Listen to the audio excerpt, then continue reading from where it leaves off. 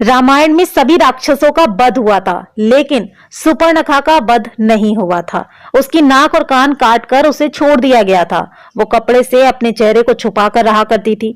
रावण के मर जाने के बाद वो अपने पति के साथ शुक्राचार्य के पास गई और जंगल में उनके आश्रम में रहने लगी। राक्षसों का वंश खत्म ना हो, इसीलिए शुक्राचार्य ने शिव जी की आराधना की। शिव जी ने अपना स्वरूप शिवलिंग शुक्राचार्य को देकर कहा कि जिस दिन कोई वैष्णव इस पर गंगा जल चढ़ा देगा, उस दिन राक्षसों का नाश हो जाएगा।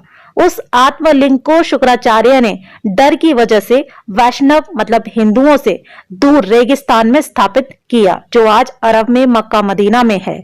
सुपर्णखा जो उस समय चेहरा ढककर रहती थी, वो परंपरा उसके बच्चों ने पूरी तरह निभाई।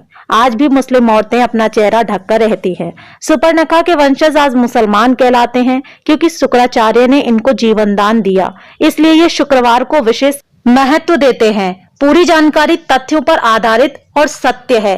आगे देखिए दोस्तों, अब जानते हैं कि इस्लाम कैसे पैदा हुआ। असल में दोस्तों, इस्लाम कोई धर्म नहीं है, वो एक मजहबी दिनचर्या है। मजहब का मतलब होता है अपने कबीलों के गिरोह को बढ़ाते चले जाना। ये बात सभी जानते हैं कि मोहम्मद मूल रूप से अरब का बासी था। अरब देशों में सिर्फ रेगिस्तान ही पाए जाते हैं, वहां जंगल नहीं है, पेड़ भी नहीं है। इसलिए वहां मरने के बाद जलाने के लिए लकड़ी ना होने के कारण जमीन में दफन कर दिया जाता है। रेगिस्तान में हरियाली नहीं होती, ऐसे में रेगिस्तान में हरा चटक रंग देखकर इंसान चला आता है, जो कि सूचक का काम करता है। अरब देशों में लोग रेगिस्तान में तेज धूप में सफर किया करते थे, इसीलिए वहां के लोग सिर को ढकने के लिए टोपी पहनने लगे, जिससे कि लोग बीमार ना पड़े। अब रेगिस्तान में खेत तो थे नहीं, ना ही फल थे खाने को, तो वहां अनाज नहीं होता था। इसीलिए वहां के लोग जानवरों को काट कर खा जाते थे और अपनी भूख मिटाने के लिए इसे कुर्बानी का नाम दे दिया गया और एक प्रथा बना दी गई, फिर त्योहार बना दिया गया। रेगिस्तान में पानी की बहुत कमी रहती थी, इसीलिए लिंग यानी मूत्र मार्ग साफ करने में पानी बर्बाद ना हो जाए, इसीलिए वहां के लोग यानी इस मजहब के लोग अपना खतना करने लगे। खतना यानी अपने प्राइवेट पार्ट का अगला हिस्सा काटने लगे। सब लोग एक ही कबीले के खानाबदोश होते थे, इसीलिए आपस में भाई बहन ही निकाह कर लेते थे। रेगिस्तान में मूर्ति बनाने के लिए मिट्टी मिलती नहीं थी, जिसके कारण इन्होंने मूर्ति पूजा को अपने कबीले में यानी अपने मजहब में खारिज कर दिया। एक जगह से दूसरी जगह जाना पड़ता था, इसीलिए कम बर्तन भी रखते थे। एक ही थाली में 5 लोग मिलकर खाना खा लिया करते थे। कबीले की अधिक से अधिक संख्या बढ़ाई जा सके, इसीलिए हर एक को 4 बीबी रखने की इजाजत दी गई थी। अब समझे, इस्लाम कोई धर्म नहीं, मात्र एक कबीला है जो सिर्फ जनसंख्या बढ़ाने के लिए बनाया गया है।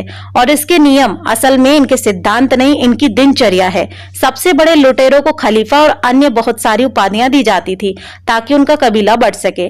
इस बात से साबित हो जाता है कि इस्लाम कोई धर्म नहीं बल्कि एक बहुत बड़ा गिरोह है, जिसका एक ही एजेंडा है, जहां जाना वहीं पर बस जाना और अपना अधिकार मांगना और वहां की मूल जनसंख्या को पूरी तरीके से समाप्त करके अपने इस्लाम मजहब को आगे की पीढ़ी को जबरदस्ती कबूल कराना। इनका मुख्य टारगेट उस देश के आदिवासी होते हैं।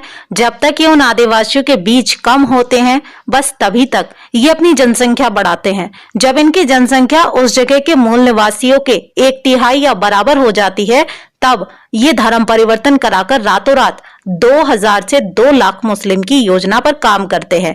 भारत के कुछ गांव, जिले, राज्य इस्लाम की इस योजना में पूरी तरह से शामिल हो भी चुके हैं। तो दोस्तों, ये था इस्लाम के पूर्वजों का इतिहास।